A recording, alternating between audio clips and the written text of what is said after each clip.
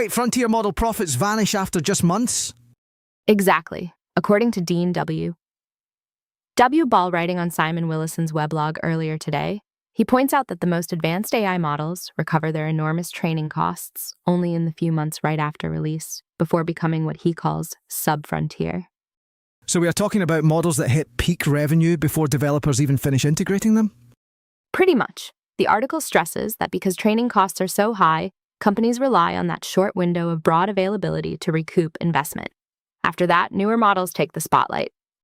That explains the constant churn, but what does sub-frontier mean in day-to-day dev work?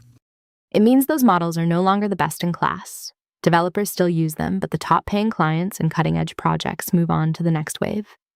So, for applied teams, sticking with last season's model could cut costs but also cap capability? Exactly. The trade-off becomes cost efficiency versus access to the latest reasoning and performance improvements. And the industry dynamic Ball describes basically locks providers into constant retraining cycles.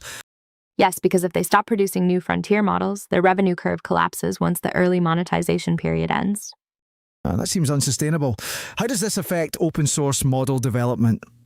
Ball implies it's harder for open models to compete long-term when commercial labs have such high front-end costs and short payback timelines. So smaller teams might focus on efficiency and fine-tuning rather than chasing frontiers?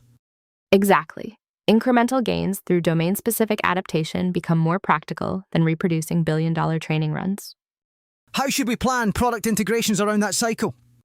Build flexible inference layers so you can swap models without massive rewrites. The market will keep flipping fast.